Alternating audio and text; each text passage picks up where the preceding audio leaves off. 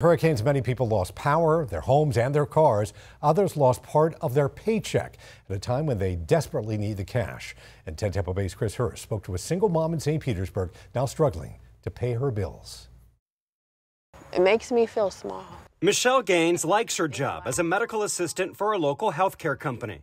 Bring patients back to the doctor, get vital signs, prep charts and medications. When Hurricane Milton closed her office for 3 days, she thought because it wasn't her fault, she'd still get paid. They'll pay us for this disaster pay.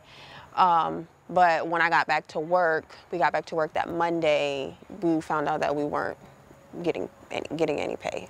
A few days later, employees were sent this email saying, "We know the recent storms have put a lot of strain on you, your families, and your living situations, and that if you have accrued paid time off, it's your choice to use that to offset lost wages."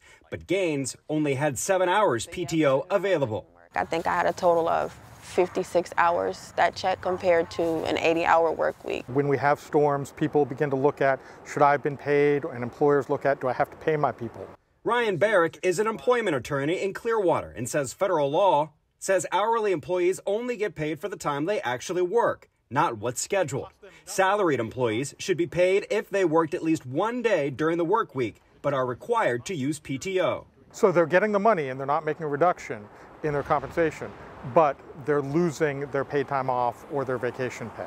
Florida offers disaster-related unemployment benefits for people who lost or had a break from their job from all 3 hurricanes this year. It's actually very urgent. That won't be immediate help to Gaines and others living paycheck to paycheck. I have bills. I have rent coming up. In St. Petersburg, Chris Hurst, 10 Tampa Bay. Keep in mind, if you need help and were prevented from working because of the hurricanes and would like to apply for state unemployment benefits, we have the link on our website, 10tampabay.com.